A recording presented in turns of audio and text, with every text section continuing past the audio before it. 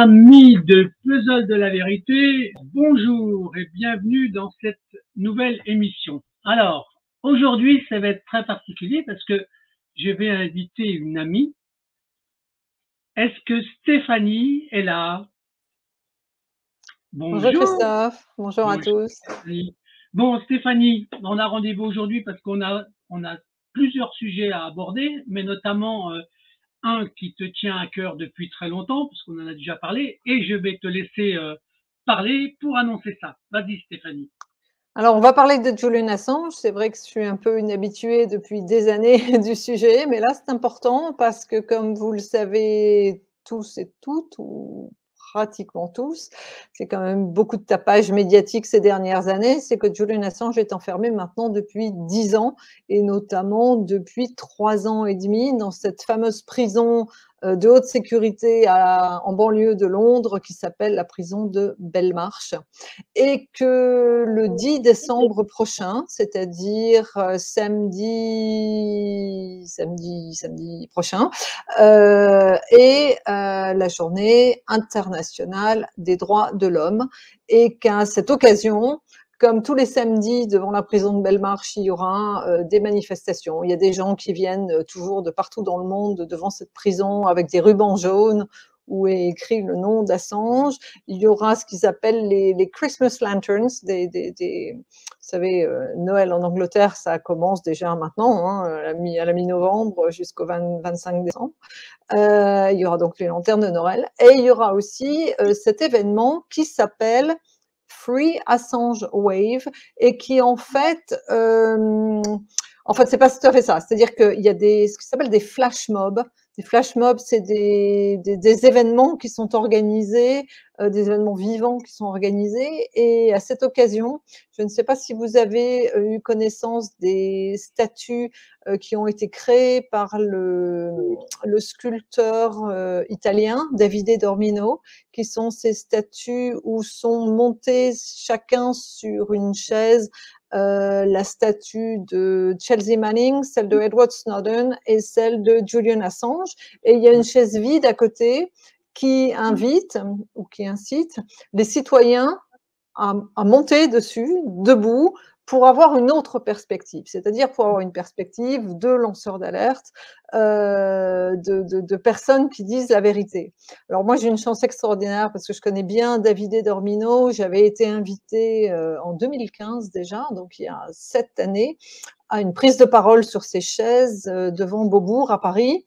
Et Davide, qui est un artiste avec un cœur extraordinaire, comme beaucoup d'artistes, m'a offert, alors c'est derrière moi, il faut que je me bouge, le sketch, le premier sketch des statues. Donc moi, je passe mes journées avec Assange au milieu derrière moi. Et alors, je ne sais pas si c'est à gauche ou à droite pour vous, mais en tout cas, ici, c'est Edward Snowden et ici, c'est Chelsea Manning. Donc, en fait, ces chaises qui sont en acier, de mémoire en fonte, sont des chaises itinérantes. Alors, le 10 décembre, justement, ce flash mob, c'est quoi? C'est un truc en anglais qui est Bring your chair. Donc, vous amenez votre chaise et vous montez sur votre chaise pour avoir une nouvelle perspective. Et ça va avoir lieu partout dans le monde. Je vais vous citer les villes pour vous donner l'ampleur internationale du dossier Assange, parce qu'on essaye en permanence de nous faire croire qu'il est seul, qu'il est isolé, que le dossier Assange n'intéresse absolument personne. Ça, c'est en tout cas la perspective qu'on a par les médias mainstream, voire par certains de nos hommes politiques qui sont quand même assez nombreux à toujours continuer dans cette voie. Alors, je vous cite les villes dont j'ai connaissance, parce que peut-être que vous êtes français, mais que vous êtes basé à l'étranger. Stockholm, Adélaïde, Oslo, Montevideo, Hambourg, Bruxelles, Milan, Cologne, Namur, Rome, Londres, Barcelone, Gérone, Berlin, Bonn. Donc, c'est toutes les villes que j'ai pu obtenir à l'instant. Alors, si vous voulez des informations, il faut aller sur, faut essayer que vous trouviez sur Internet le Free Assange Waves, parce que pour l'instant, Paris et en France, j'ai pas une réponse sur ce qui se passe. Et ce serait vraiment très dommage qu'il n'y ait rien en France, parce que justement, dans cette journée internationale des droits de l'homme, on a toujours cette carte de visite qui dit que la France est le pays des droits de l'homme. Ouais. C'est à se demander si c'est pas juste dépositaire C'est des une droits de ancienne l'homme. image. À mon avis, Stéphanie, c'est une ancienne image, en fait. Mais c'est bien le problème, c'est-à-dire qu'on est assis sur des paroles ou sur des vieux souvenirs et qu'on est absolument incapable, en tout cas, tous ensemble, parce qu'on ne va pas parler de notre classe politique qui, pour le coup, est complètement déconnectée de tous ces sujets citoyens. Vous voyez, quand on parle de la liberté de la presse, de la liberté d'expression, de l'indépendance des médias, etc., avec Assange, on est sur tous ces sujets. Et quand même, on se demande où sont tous les citoyens, quand même très, très frileux. On voit que la peur règne. Et dans le pays, justement, de la Déclaration des droits de l'homme, c'est absolument effarant. Ah oui, mais enfin, les mécanismes ont tout fait pour justement faire peur aux gens, en fait. Hein. Et il suffit de se souvenir du peu d'alerte qu'il y a eu avec les Gilets jaunes et comment on a calmé l'ardeur des Gilets jaunes, en fait. C'était déjà exemplaire. Donc, en fait, on empêche les gens de manifester. Et donc, l'humeur des gens, ben, on la trouve plus. Voilà, les gens sont devenus on va dire, des larbins du système, malheureusement. Et il faut continuer de faire ce qu'on fait et de le faire savoir par des vidéos, par des messages, voilà. Donc, et tu fais partie de cette stratégie de communiquer, de le faire savoir. Oui, de communiquer autrement, parce qu'il n'y a qu'un vecteur pour l'instant qui est média mainstream, alors qu'il soit média public, on pense à France Télévisions ou à France Inter, etc., mais qu'il soit privé aussi, puisque on ne le sait que trop, hein, tous nos médias en France appartiennent à des milliardaires dont le métier n'est pas la communication, le métier sont les ventes de portables, le BTP, la vente d'armes. Et que, alors qu'on sait que tous les médias perdent énormément d'argent, la question à se poser, c'est de savoir pourquoi tous ces milliardaires qui sont bien conseillés et qui sont bien entourés investissent tous dans des médias qui perdent de l'argent. Vous voyez bien que tout ça, ça n'aurait aucun sens si ce n'était pas de l'influence, et de l'influence qui empêche les gens de réfléchir. En fait, c'est ça la problématique, c'est qu'on déverse une information qui n'en est pas une, hein, qui est juste une propagande, et que les gens adhèrent malgré eux. C'est ça qui est fou. C'est que moi, j'étais à Paris la semaine dernière pour un cours, parce que je donne des cours dans des universités, et je suis effarée du peu de... Comment dire? Les gens sont passifs. Ouais. C'est-à-dire qu'ils sont résignés, ils voient bien qu'il y a un truc qui ne va pas, ils ne savent pas quoi faire, mais ils sont paralysés par la peur.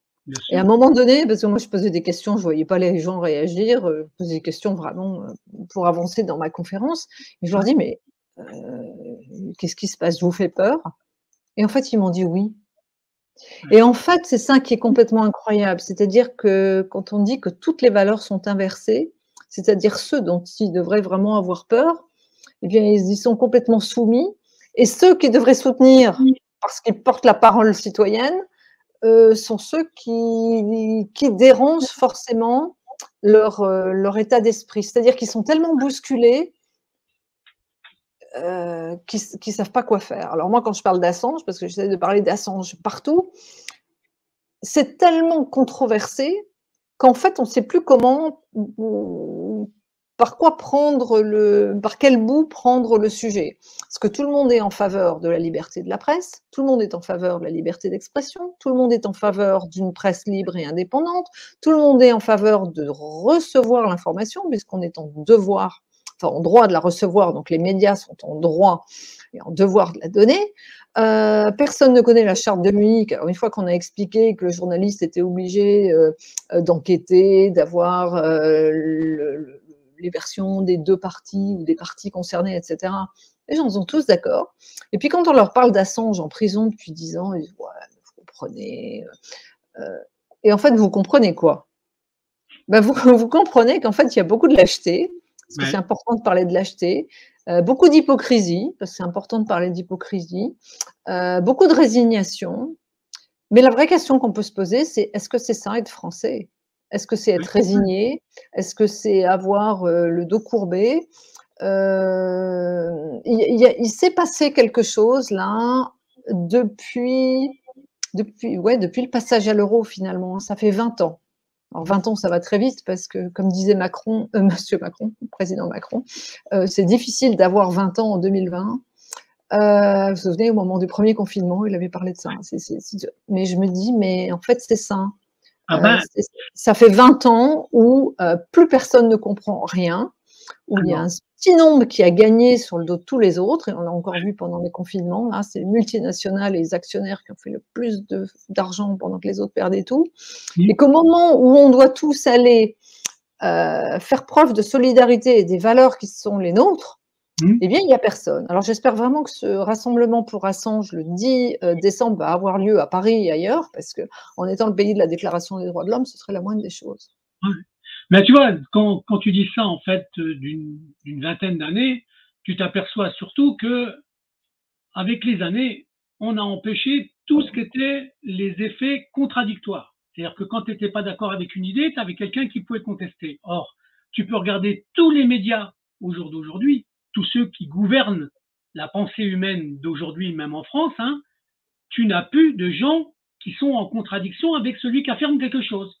Donc à partir de là, on a fabriqué des moutons qui sont aux ordres du système. Et comme le matraquage, il est puissant au niveau des médias, la seule chose qu'on pourrait éventuellement considérer comme une forme d'espérance et qui n'avait peut-être pas forcément prévu, c'est la démultiplication des réseaux avec un outil qui est devenu une vraie télévision qui s'appelle le téléphone. Et ça, pour moi, c'est l'espérance du travail qu'on fait, du travail que font les lanceurs d'alerte, du travail que font tous les messagers qui dénoncent. Aujourd'hui, si tu t'en rends compte, la démultiplication des réseaux qui peuvent plus fermer. Autant avant, ils pouvaient, on va dire, verrouiller un peu des réseaux comme Facebook ou YouTube ou quelques-uns comme ça. Mais vu le nombre de réseaux qu'il y a maintenant, là, ils peuvent plus rien faire. Et c'est seulement maintenant que les gens vont commencer à comprendre qu'on est dans un environnement du mensonge depuis des années. Et d'où la nécessité de faire des émissions comme on fait, de la faire circuler, de la partager. Et les lanceurs d'alerte entre eux ont compris ça puisqu'ils partagent eux-mêmes chacune de leurs vidéos. Et moi, c'est ce qui m'intéresse. On a un message à faire passer. Tu es là pour ça, Stéphanie, et on va continuer. D'accord? Absolument, mais c'est clair que… Alors, il y a un verrouillage aussi d'Internet, hein, il ne faut pas se leurrer, avec les moteurs de recherche, avec justement des blocages sur certains mots, sur certaines expressions, sur certaines personnalités, ça paraît absolument clair. Moi, je suis surprise qu'au bout de 15 ans, où j'ai eu une médiatisation extrême jusqu'en 2017, personne ne connaisse mon histoire, ou personne ne sache qui je suis. Et pourquoi je parle de 2017? Parce qu'en 2017, je suis, je crois, la seule personne en France, c'est sûr, peut-être même dans le monde, à avoir écrit un livre préfacé par Julian Assange. Et c'est ça qui m'a valu, en tout cas moi c'est la seule explication que je puisse avoir, explication rationnelle, que je puisse avoir par rapport à la publication de ce livre, qui était justement le fait de donner la parole à une cinquantaine de lanceurs d'alerte en France, en Espagne, en Italie, en Allemagne, en Grande-Bretagne, aux États-Unis, en Suisse, pour justement regrouper et ne parler que d'une seule voix. Ça ne veut pas dire que c'était moi qui voulais être à la tête de ça, c'est rien à voir. Moi, je suis contre ces systèmes pyramidaux. Je pense que on est tous légaux des uns des autres. Mais en tout cas, c'était parce que j'ai eu cette idée, donc je l'ai fait. Et que le fait que mon bouquin soit préfacé par Assange, ça a même été critiqué par certains pseudo-lanceurs d'alerte. C'est là où j'ai commencé à me poser des questions. Ça a été censuré, parce qu'il faut dire le terme, ou boycotté par la totalité des médias. Et la preuve, du coup, personne n'a été capable d'en tirer des, comment dire, il y avait beaucoup de suggestions dans le livre, des suggestions justement de citoyens pour arriver à un monde meilleur, et qu'en fait, le système, parce que tu parlais de ça tout à l'heure, de qui est dans les médias, etc. Alors, le système est très bien fait, où tu as le méchant d'un côté, le gentil de l'autre, alors qu'ils ne sont pas toujours dans le rôle, hein, parfois le gentil est méchant et parfois le méchant est gentil, mais en tout cas, ce sont les gens mis en place par le système. Ils sont sur une pièce de théâtre et les citoyens ne savent pas qui est derrière le rideau en train de tirer les ficelles, en fait. Hein. Et c'est pas parce qu'ils sont méchants ou gentils que ce sont des gens bien. Et ils sont pas là pour défendre l'intérêt des gens, quoi qu'ils puissent en dire. Parce qu'en fait, c'est ça la grosse arnaque. La preuve, c'est que les médias montrent toujours les mêmes. Ce sont toujours les mêmes personnes sur les plateaux de télé. On l'a vu avec les experts, par exemple, sur le Covid. Je suis désolée, il y a du bruit à côté de moi. On l'a vu avec les pseudo-experts sur le Covid et sur la transmission et sur les vaccins et tout le reste. J'y pense là parce que quand j'étais à Paris la semaine dernière pour ce cours, il y a un moment donné, quelqu'un a commencé à en parler et tout de suite, on voit que c'est épidermique. Tout de suite, on voit que c'est... Ils ont divisé tous les citoyens avec les pour, les contre, c'est absolument effarant. Donc pour Assange, on va revenir sur Assange, où on devrait tous être derrière lui, surtout les Français, à plusieurs titres. La première, c'est que Wikileaks a été créé en France. À l'époque, Julian vivait à Paris et il a eu un enfant en France en plus. La deuxième chose, c'est parce que pays de la Déclaration des droits de l'homme, on en a parlé à 2 reprises tout à l'heure. La troisième chose, c'est que Wikileaks, avec Snowden, hein, après les révélations de Snowden, on a tous appris que les présidents Hollande, Chirac et Sarkozy avaient été écoutés par la NSA, que les ministres de l'économie, qui étaient François Baroin, et Strauss-Kahn avait été aussi écouté par les États-Unis et que ça a permis aux États-Unis, notre grand pays ami, de nous piquer des contrats sur lesquels on était en train de se positionner. Donc, ne serait-ce que ça, moi j'avais écrit à Hollande un nombre incalculable de fois là-dessus, disant mais nous devons d'accueillir et de protéger ces 2 hommes. Ne serait-ce que pour cette dernière raison d'écoute des ministres et des présidents. Eh bien, on en est presque 10 ans plus tard, hein, puisque Snowden est à Moscou depuis juillet 2013. Qu'a fait la France depuis juillet 2013 pour Snowden? On sait tous maintenant qu'il a demandé la nationalité russe pour lui, sa femme et ses enfants et qu'ils l'ont obtenue. Où est-ce qu'on en est pour Assange? Eh ben, il en est à 10 années d'emprisonnement dans un silence français, mais absolument effarant. Donc voilà.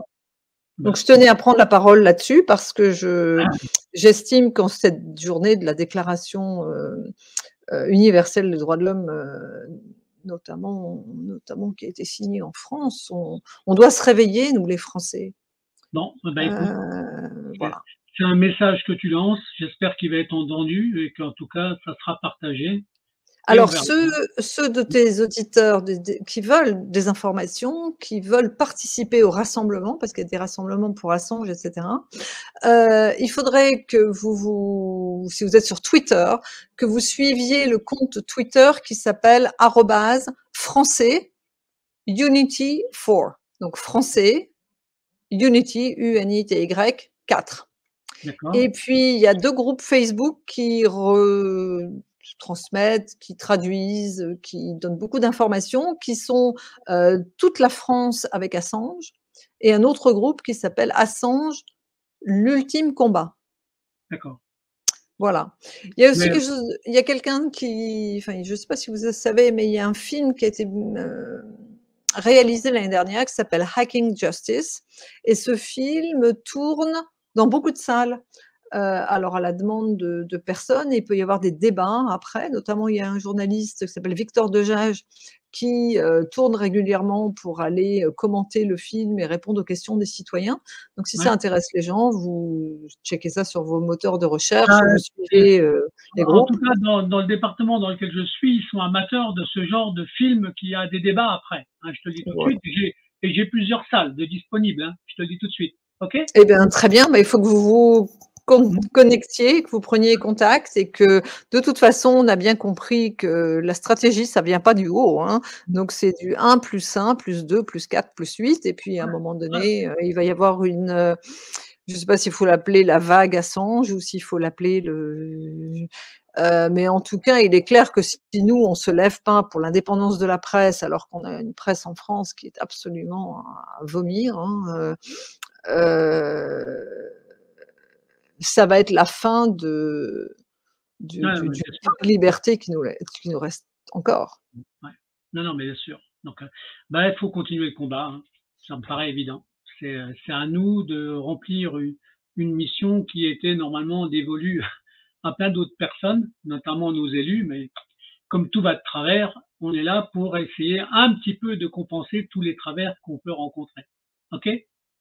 Ben, la problématique, c'est justement nos élus. Ça ne veut pas dire qu'ils sont tous pourris, hein, la problématique n'est pas là, mais ils sont de toute façon complètement impuissants, même s'ils sont de bonne volonté. Et c'est là où justement, on pense déléguer notre pouvoir tous les 5 ans en leur laissant des mandats, mais qu'avec leur mandat, ils peuvent faire du cinéma sur les plateaux télé, ils peuvent essayer de faire des choses bien, mais de toute façon, on voit bien que plus les années passent, plus les choses avancent. Vous allez quand même me dire où est la logique là-dedans. L'année dernière a été votée en France, donc cette fameuse loi Wasserman, enfin quand je dis l'année dernière, c'était en début d'année 2022, et la même semaine, alors que donc les députés ont voté cette loi pour protéger les lanceurs d'alerte, on y reviendra juste après, la même semaine, ils ont voté le fait qu'ils refusaient l'asile pour des lanceurs d'alerte étrangers. Non, mais on va en Alors, parler. il y a quand même quelque chose qui ne va pas. Enfin, quand on dit qu'il ne va pas, c'est plus que ça, mais c'est histoire de rester poli et correct et de montrer qu'on est de bonne volonté. Mais enfin, il faut arrêter de prendre les gens pour des imbéciles. Mais tu sais que si j'avais un parallèle à prendre, c'est exactement la même chose que quand tu as une loi qui dérange et que pour pouvoir contrer ou contrarier la loi qui dérange, on te pose un décret, ce qui modifie éventuellement la puissance de la loi.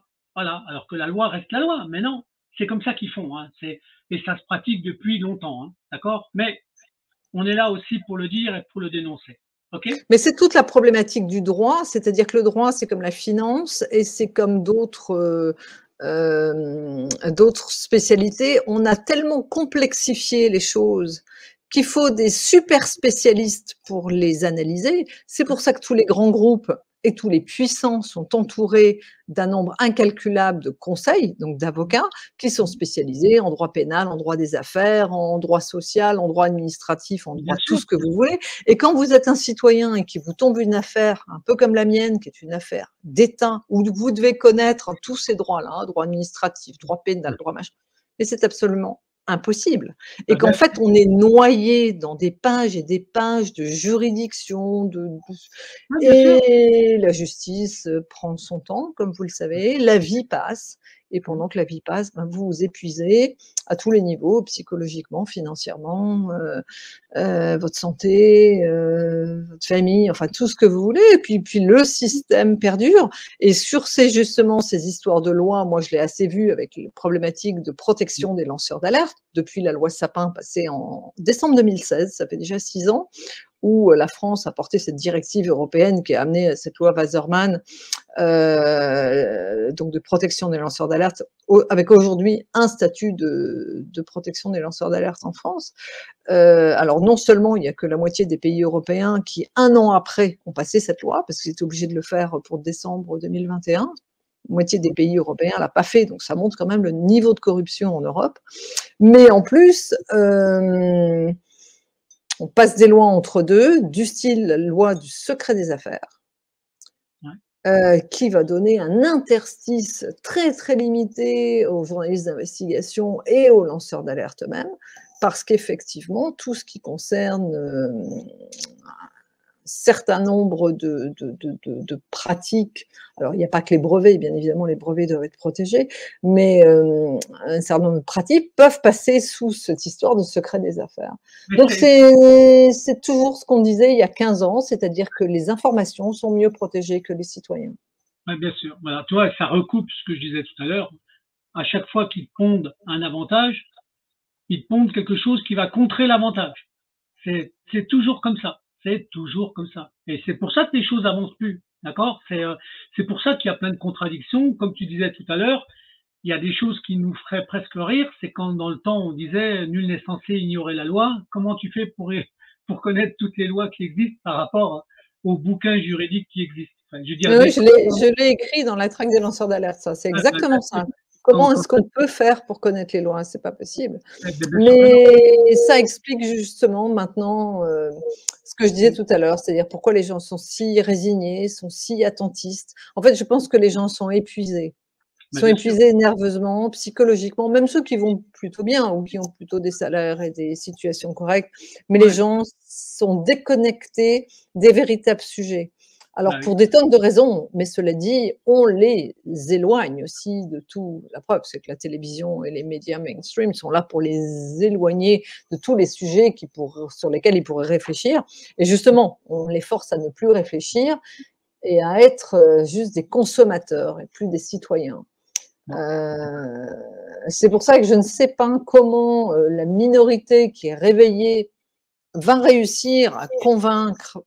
Est-ce qu'il y aura un accident, quelque chose, un fait tellement important qui réveillera tout le monde? On aurait pu penser que c'était le Covid, on peut penser à je ne sais quoi. Alors, mais moi, voilà. j'avais essayé de voir justement quelle est l'approche, quel était ce qu'on pourrait appeler entre guillemets le facteur déclenchant. D'accord? Donc, j'en ai un dans ma tête. J'en ai un dans ma tête qui est relativement représentatif et qui va être attaché indirectement avec les conséquences du mensonge qu'on a vécu avec le Covid. D'accord? Donc, je pense que le vrai danger pour ceux qui nous gouvernent, c'est quand les parents vont comprendre le mal qu'on a fait à leurs enfants. Et comme l'enfant, c'est l'avenir d'un pays, c'est peut-être là que par le risque majeur, le gouvernement risque de souffrir.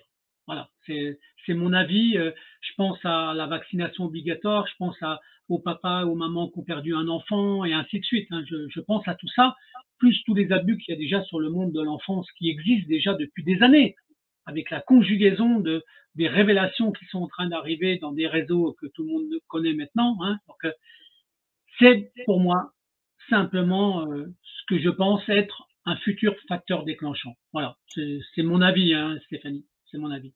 Ben, moi, je ne sais pas. Je peux pas je vais pas faire une réponse à la Coluche en disant je ne suis ni pour ni contre, bien au contraire. Mais moi, ça fait 15 ans que je me dis, mais c'est tel truc qui va les réveiller, c'est telle chose qui va les réveiller. Moi, je suis sur ces sujets d'évasion fiscale, donc tout le monde étant un contribuable, bien évidemment, tout ce qui touche à l'imposition, ça va réveiller les gens. Et en fait, je me suis lourdement trompée parce que la finance, c'est trop technique pour les gens, parce que Bercy, pour eux, c'est une entité qu'ils ne comprennent pas, parce que les gens, notamment les salariés, leur salaire est envoyé directement, et puis voilà. Donc, ils ne comprennent pas ces thématiques d'évasion fiscale, ces paradis fiscaux, ils ne comprennent pas ces histoires de trust, de tout ce qu'on a raconté et qu'on a vu après dans les Panama Papers, les Paradise Papers, les Malta Files, les Football Leaks, tiens, c'est la Coupe du Monde de foot en ce moment, etc., etc. Donc, je ne sais pas ce qui va pouvoir réveiller les gens. On s'était dit quand même, c'est des confinements, il faut faire une attestation pour faire pipi à son chien. Enfin, il y a quand même des choses absolument extraordinaires que quelqu'un normalement constitué ne peut pas accepter. Et en fait, tout ça, ça a été accepté. Et tu as eu raison tout à l'heure de dire, le peu qui se sont réveillés, on l'a vu avec les Gilets jaunes, immédiatement, c'est la répression. Immédiatement. C'est un peu comme avec les lanceurs d'alerte de, entre guillemets, mon époque d'il y a 15 ans. Alors, aujourd'hui, on a un cadre législatif. Encore faudrait-il que la justice soit éthique, voire qu'il y ait des lanceurs d'alerte au cœur du monde de la justice, et que les condamnés soient vraiment condamnés et que les gens qui dénoncent ces comportements ne soient pas assassinés comme on l'a tous été, parce que… Alors, tu vois, donc ça va être l'ouverture de la deuxième partie dont on doit parler, notamment quand tu parles des lanceurs d'alerte. Il y a un mécanisme qui existe dans la justice depuis très longtemps, hein, c'est que toutes les victimes, il y a un moment donné, c'est elles qui deviennent coupables, en fait. C'est ce mécanisme-là, et ben, pour les lanceurs d'alerte, c'est exactement la même chose qui est en train de se passer. Donc, quelles sont les vraies mesures qu'ils ont prises pour les lanceurs d'alerte, en fait? Qu'est-ce qu'ils ont vraiment pris comme mesure? Alors, la loi Wesermann qui vient d'être, dont les derniers décrets d'application là sont entrés en vigueur au mois de septembre. Bon, bah, elle est toute nouvelle cette loi. Hein. Qu'est-ce qu'elle dit? Que toutes les entreprises au-dessus de 50 salariés est obligée de proposer à ses salariés des lignes d'alerte internes ou externes. Alors externes, c'est-à-dire des prestataires qui recueillent l'alerte. Et puis en fait, quand on fait des sondages, parce que moi je fais que ça, je me balade et je pose des questions, en fait les gens ne sont pas au courant. Et les gens ne sont pas au courant, c'est-à-dire vous discutez avec une personne qui est à l'accueil, vous discutez avec une personne qui est en train de s'occuper du ménage ou de la logistique, et qu'en fait, je me suis dit, mais ce qui s'appelle compliance officers, donc les déontologues, les juristes en entreprise, tous ceux qui s'occupent de la conformité, etc., cette loi Wesermann de protection des lanceurs d'alerte, en fait, ils appliquent la loi. La loi dit il doit y avoir des lignes de lancement d'alerte, donc en fait, on suit ce que la loi nous demande de faire. Mais à côté de ça, il n'y a pas d'information auprès des collaborateurs, ou il y a peut-être un truc qui est annoncé au fin fond d'une page de l'intranet, mais il n'y a pas du tout de formation sur ces sujets, il n'y a pas d'information sur ces sujets, il n'y a pas de prise de conscience sur les risques que peut prendre l'entreprise si elle s'avérait à ne plus respecter les lois ou à ne pas protéger ses lanceurs d'alerte, voire ce qui m'est arrivé, isolement, placardisation, dépression, licenciement, isolement, précarité, discrédit, procès, bâillon, etc. C'est-à-dire que en gros, tout ce que j'ai subi, si moi, mon histoire commençait aujourd'hui, je ne devrais pas le subir. Maintenant, si les citoyens, et pas ceux qui écoutent ton émission, mais c'est-à-dire tous les autres qui ne sont absolument pas au fait de ces sujets, si un jour on leur demande de détruire des données, comme on m'a demandé, si un jour ils voient quelque chose qui ne va pas, qu'est-ce qu'ils vont faire? Puisqu'ils ne sont pas au courant. Ils ne vont rien faire. Et moi, les sondages que je fais, enfin quand je dis sondage, c'est poser des questions aux gens que je croise, dire mais si vous voyez quelque chose qui ne va pas, qu'est-ce que vous faites? Et puis on me répond mais rien madame, parce que tous ceux qui osent parler sont virés. Voilà. Et ça, j'ai posé la question, je ne vais pas dire le nom des sociétés parce que c'est quand même important, parce que là, je leur ai écrit à ces sociétés pour leur expliquer les problématiques. Mais c'est très grave. Ça veut dire qu'on met toujours le citoyen à part des décisions qui sont prises par l'Assemblée nationale, donc normalement pour protéger les citoyens. Donc, il va vraiment falloir qu'il y ait une prise de conscience. Comment? Je ne sais pas. Est-ce que c'est par ces histoires sur les enfants? Que ce soit les vaccins ou autre chose. Je ne sais pas, moi je me disais aussi, vu le niveau de l'éducation nationale, parce que quand même il y a une problématique à tous les niveaux, on a vu là on est les derniers en Europe au niveau des maths, les gens ne savent plus écrire, on a des générations qui ne savent plus écrire de mots et on voit assez sur les réseaux sociaux, mais non, les parents pour l'instant ne disent strictement rien, j'ai l'impression que tout le monde est attentiste. On a l'impression parfois que les gens attendent quelqu'un avec une baguette magique et qui va tout changer comme ça pour tout le monde. Je pense qu'il faut que les gens comprennent qu'il va falloir qu'ils soient tous acteurs des choses. Ouais. Et qu'être acteur, eh ben, c'est fatigant. Enfin, c'est fatigant. C'est beaucoup de gens ne veulent pas parce que justement, ils veulent pas. Ils veulent s'amuser. La société justement du jeu, des spectacles, de Candy Crush ou de ce que vous voulez, mais réfléchir, s'organiser, c'est très complexe. Alors, on sait qu'on est à la veille d'un effondrement à tout niveau, hein, que ce soit politique, économique, écologique, financier. Mais on sent un attentisme. Moi, je l'ai vu dans mon cours la semaine dernière, dans cette grande université à Paris, où les gens ont quand même un niveau de... Déjà, ils sont très diplômés. Et ils sont au cœur du monde des grandes entreprises, des fleurons nationaux. Et qu'en fait, je me dis, mais c'est ça, je leur fais peur. Parce qu'ils ne voient pas ces problèmes-là, parce que leur cerveau a occulté. C'est-à-dire que c'est une culture qui leur demande d'aller d'un côté et pas aller de l'autre, et que du coup, ils pensent que, justement, une histoire comme la mienne, peut-être que je la romance un peu, quoi. Puis en fait, maintenant, j'ai 15 ans de parcours de justice, et cetera, où j'ai gagné mes procès et du coup, ça fait peur et que la peur paralyse. Bah oui, c'est ça, c'est exactement ça. Et la vérité fait peur, en fait, hein. La vérité fait peur. Là, on vit, nous, actuellement, dans une continuité des mensonges, mais absolue. Et donc, les gens, ben, ils aiment vivre dans le mensonge, en fait. Alors, j'avais pris la parole pour l'anniversaire de Julian Assange l'année dernière à Nice, pour ses 50 ans. Je n'étais pas montée sur une chaise, mais j'aurais pu. Où j'avais commencé mon speech en disant ça. Vous qui êtes parents, vous apprenez à vos enfants à dire la vérité. Oui, Tous les parents. Est-ce que oui, tu t'es brossé les dents avant d'aller te coucher? Est-ce que tu t'es lavé les mains avant de passer à table? Est-ce que tu as révisé tes devoirs pour demain? Est-ce que on attend de ces enfants qui disent la vérité. Et alors, il y a un switch à l'âge adulte. Celui qui dit la vérité doit être assassiné. oui. Tous les lanceurs d'alerte dont je fais partie, hein, c'est-à-dire plus de vie professionnelle, plus de vie familiale, plus d'amis, plus de Oui, je sais. plus de rien, plus de revenus, plus de reconnaissance, plus de statut, et qu'en fait, les vraies questions à se poser, c'est pourquoi? Pourquoi est-ce qu'on attend la vérité de ses enfants?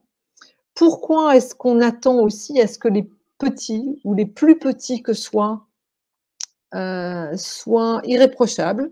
Et je donne souvent 2 exemples, et j'ai vu que la semaine dernière, ça les a paralysés quand j'étais à Paris, où je leur disais: «Mais si votre baby-sitter maltraite vos enfants, elle prend la porte immédiatement. Vous n'accepteriez jamais qu'une baby-sitter maltraite vos enfants ou une nounou.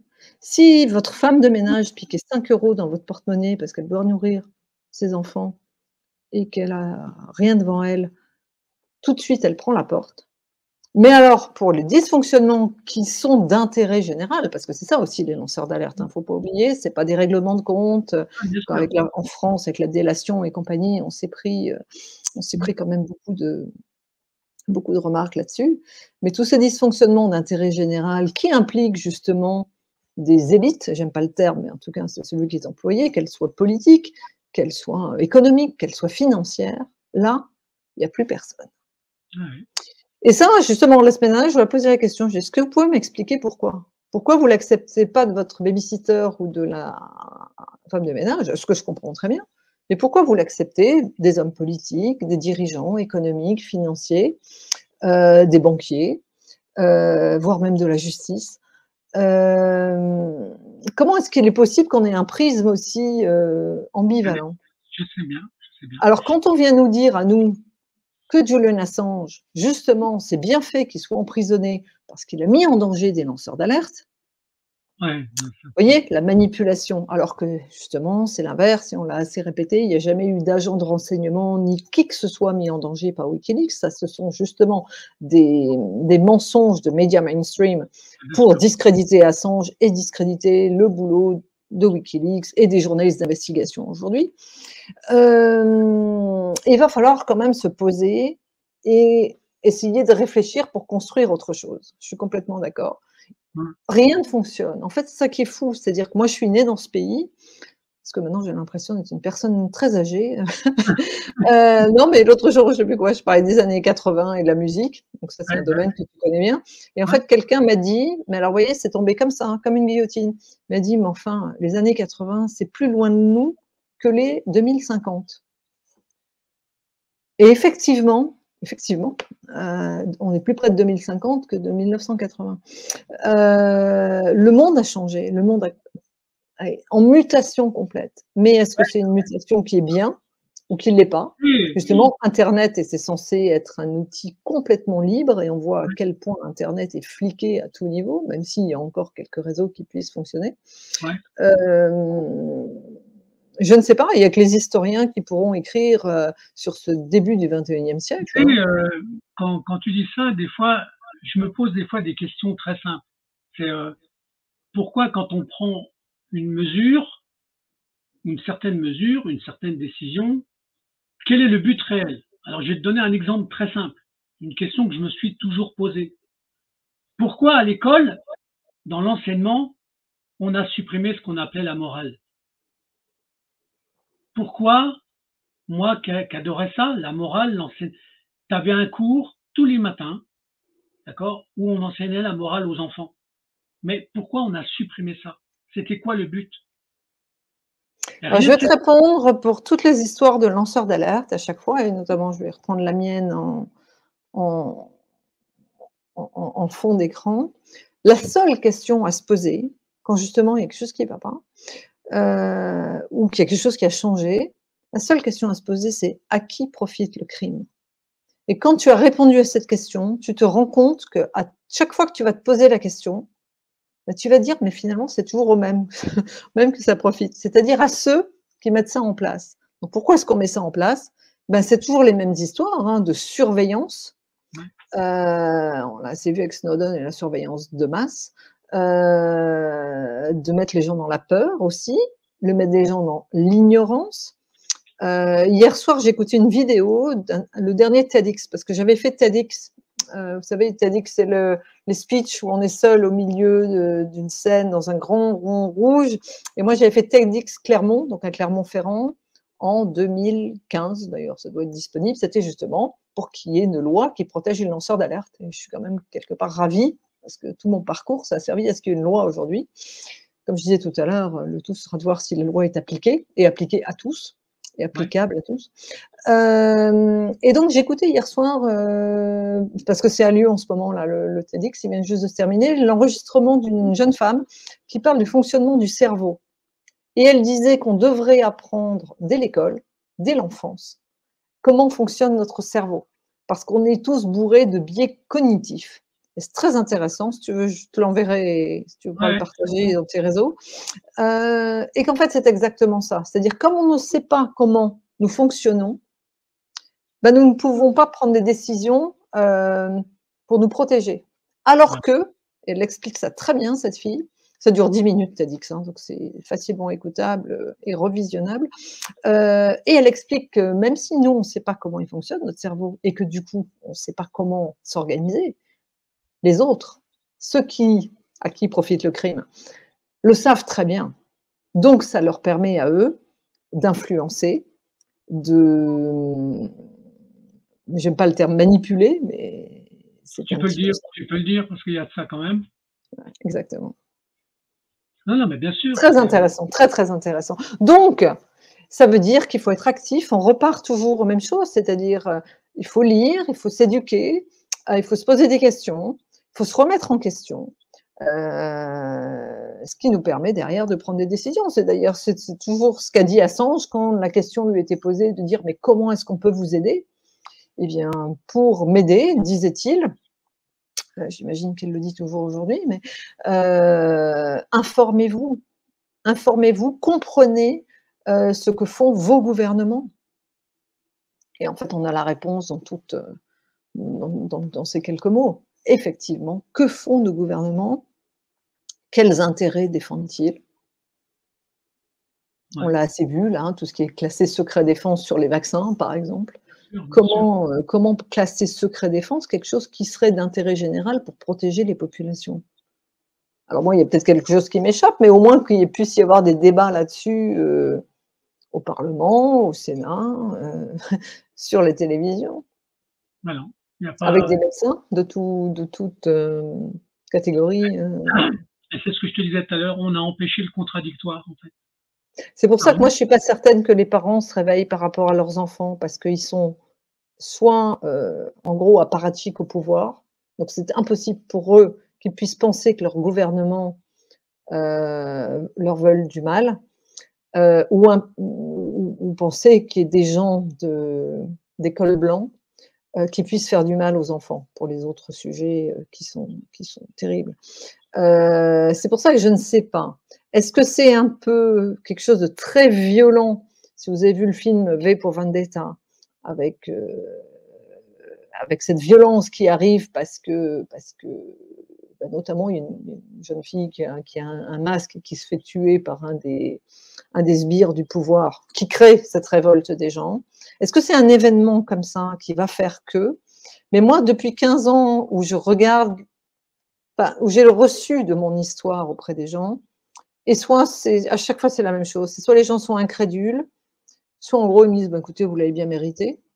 Ouais. Merci, c'est encore mieux. C'est-à-dire que tout ce qui est fraternité, solidarité, Ouais. liberté, on est quand même le pays où normalement où la liberté est importante, euh,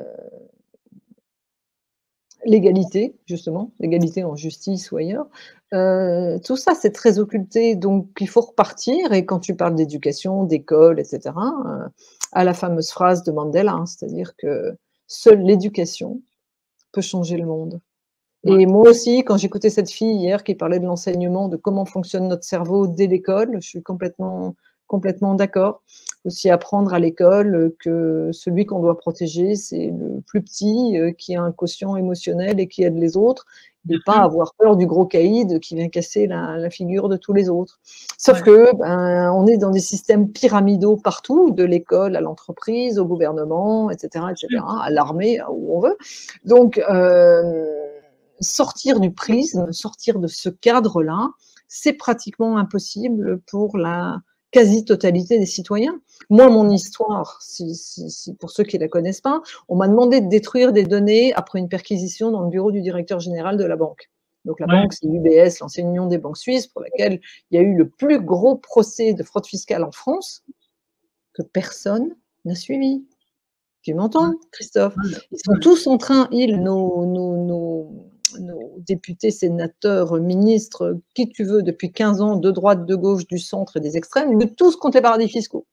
Étonnamment, on a toujours nos filiales de banques françaises dans les paradis fiscaux. Étonnamment, on a toujours de très bonnes relations commerciales avec tous les paradis fiscaux, même le Luxembourg et la Suisse qui nous sont voisins, comme tu le sais. Mais moi, je dis en permanence, mais les paradis fiscaux, c'est une chose, mais les fraudeurs sont chez nous. Et Ouais. ça, personne n'en parle. Personne n'en parle. Le dossier UBS, c'est quand même 40 000 comptes. Parmi ces 40 000, vous en avez eu 2 qui ont défrayé la chronique, qui était Madame Bettencourt en 2008. Pour ceux qui n'étaient pas nés ou qui étaient tout petits, allez voir ce que c'était que l'affaire Bettencourt liée à l'affaire UBS. Et le ministre du Budget, M. Cahuzac, qui avait ses comptes offshore chez UBS à Genève, alors qu'il disait aux Français de se serrer la ceinture Ouais. pour payer plus d'impôts et qui luttait contre la fraude fiscale. Enfin bon, bref. Et ça, c'est 2 sur 40 000. Pourquoi est-ce que les Français ne s'y intéressent pas? Même à mon cours que j'ai donné la semaine dernière, à des juristes, à des déontologues, ils ne savent pas. Pourquoi est-ce que ça ne vous intéresse pas? Et en Parce fait, que les gens, chaque fois, me regardent en me disant mais qu'est-ce que c'est comme si je parlais chinois. Mais bah, qui bien est sûr. cette folle? En fait, qui est cette folle pour aller me dire des sujets pareils? Alors moi, comme je suis un peu rock'n'roll et que j'arrive toujours à essayer de faire rire les gens, ils sont quand même interpellés parce que derrière, moi, je leur dis, il y a des mots importants. Il y a la conscience.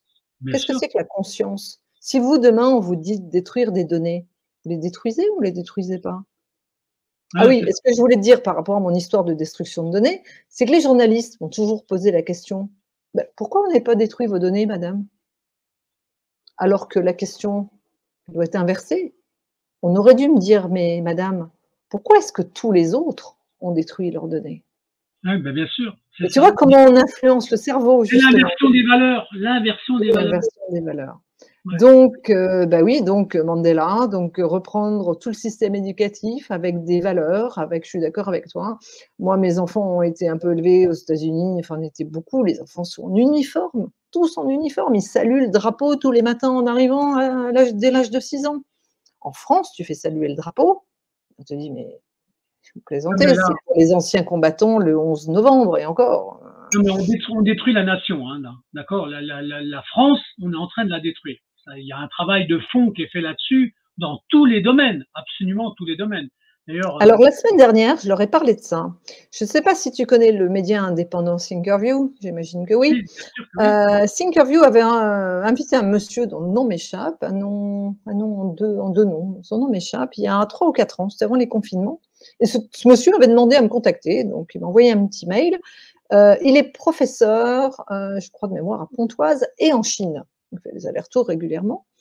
Et il me parlait de mon histoire et il me disait, mais quand je demande à mes étudiants chinois qui parmi eux aiderait le gouvernement si le gouvernement leur demandait d'aider, la réponse c'est 100 Chinois sur 100. 100, 100%.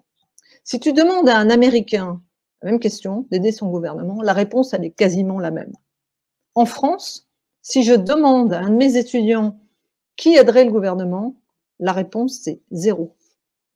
Alors, la semaine dernière, il y a une étudiante qui me disait ça, hein, qui me disait: «Oui, mais vous savez, le patriotisme en France, c'est pas comme dans cette dictature». Bah, j'ai dit: «Écoutez, la Chine, je veux bien croire que c'est une dictature, c'est que les États-Unis le sont, moi, je veux bien le croire aussi.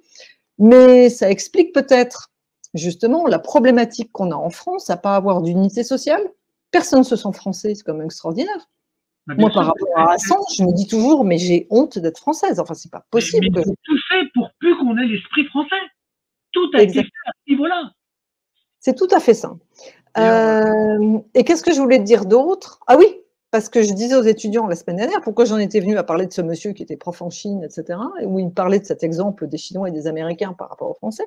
Je disais: «Mais moi, il y a 15 ans, quand j'ai aidé l'État français», parce que donc après avoir, détruit mes données, j'ai porté plainte contre la banque, pour, démarchage illicite des banquiers suisses sur le territoire français, évasion fiscale et blanchiment de capitaux qui en dépendraient, etc.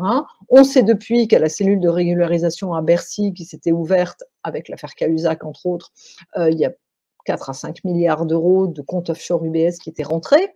Le procès UBS, ça a été 4,5 milliards d'euros, donc une amende qui a été revue au tiers, c'est-à-dire 1,8 milliard en appel, mais certes, 1,8 milliard, c'était jamais vu en France.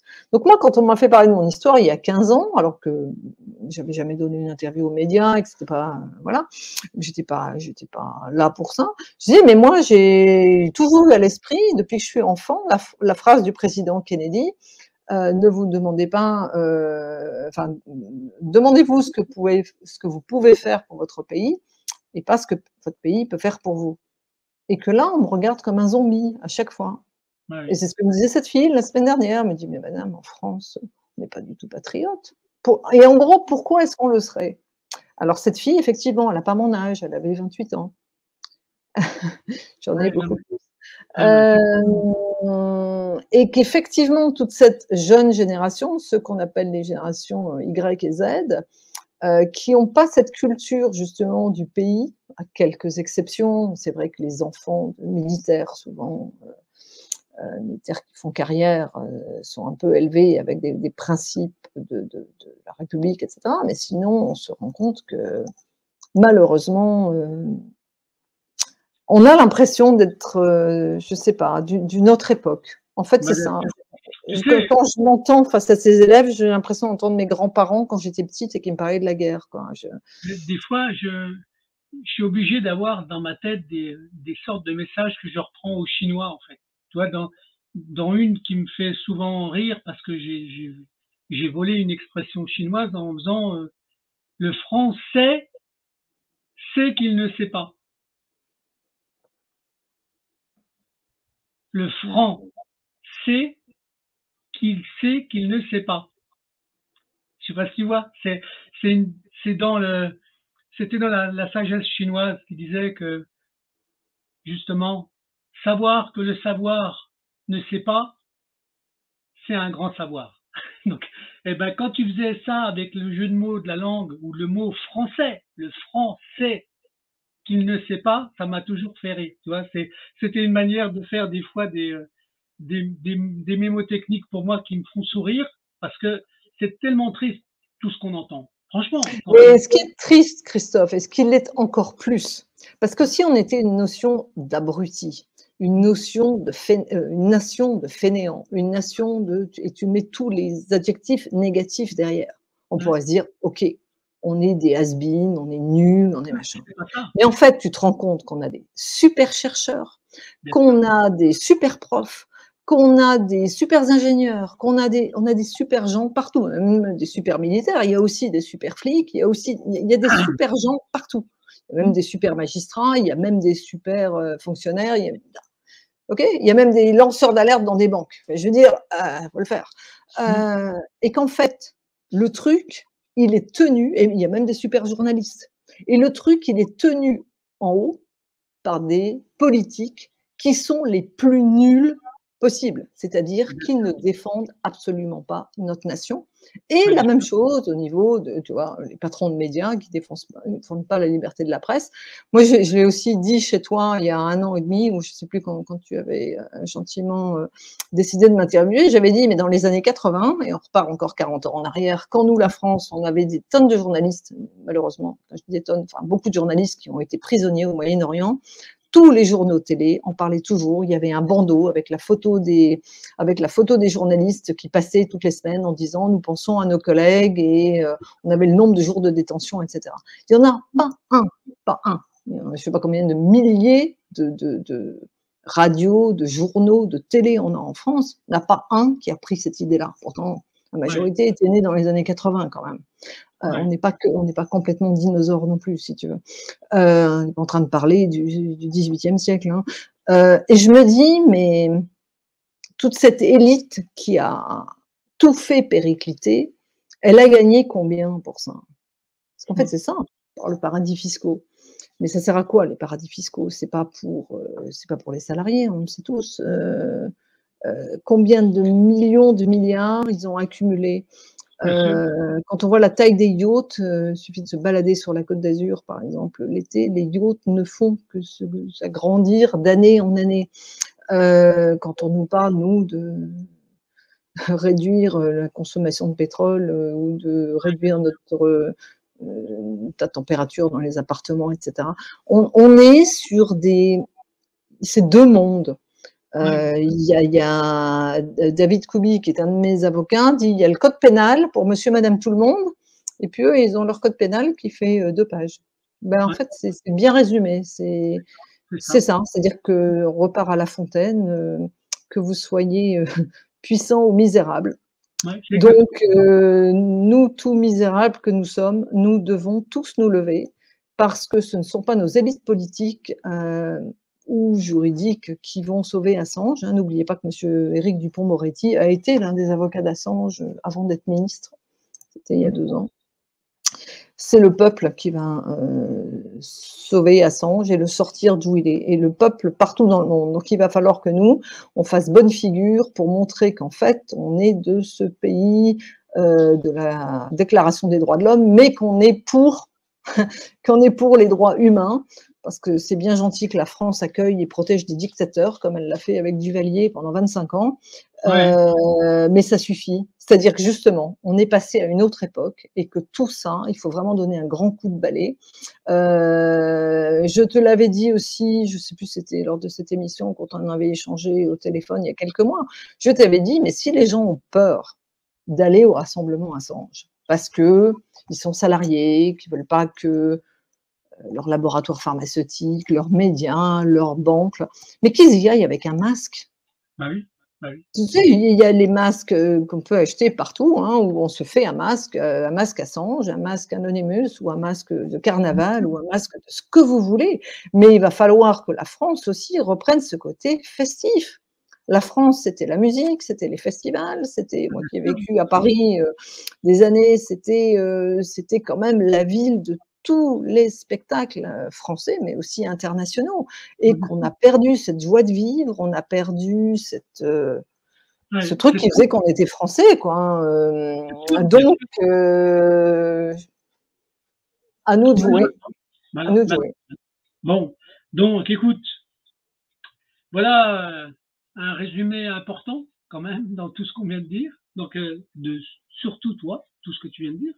Si on avait un mot de la fin, parce que on arrive au terme de notre émission, si tu avais une forme de, on va dire, de morale guerrière, ou un slogan, ou un dicton, peu importe, ce serait quoi que tu utiliserais en fait? Alors, je vais traduire ce que dit la femme d'Assange, Stella, qui dit Free Assange, free us all, c'est-à-dire sauver Assange, ça veut dire en gros nous sauver tous. Et qu'en fait, les Français vont devoir comprendre ça. C'est-à-dire que ce qui arrive à Assange, parce qu'il a dit la vérité, ça peut tous leur arriver à un moment donné, parce que ce qu'ils disent, ce qu'ils vont dire, ou ce qu'ils vont penser, ça va déplaire. Donc il faut tous qu'on sauve Assange, parce que, tiens, je vais citer Julian, parce que nous sommes la dernière génération libre. Est-ce que tu considères que c'est le mot de la fin, Stéphanie? Que nous sommes la dernière génération libre et que nous devons nous lever, oui. D'accord. Bon, bah écoute, moi je vais te remercier de ce petit entretien que je vais modéliser. J'ai deux, trois petites pièces à mettre au bout derrière et je te ferai suivre le lien de l'émission tout de suite après. Enfin, tu l'auras en tout cas dans la soirée. Eh bien, écoute, merci Christophe et merci à tous ceux qui nous écoutent de se mobiliser pour défendre nos intérêts. Non, bah écoute, en tout cas, moi je suis content de t'avoir entendu et surtout de t'avoir donné la parole. Ok? Merci Je te Christophe. dis à Merci. bientôt et on se recontacte prochainement. Ok? Parce qu'on Avec plaisir. À on a, bientôt. on a Au notre revoir petit. Christophe. Au revoir tout le Salut, monde. bisous.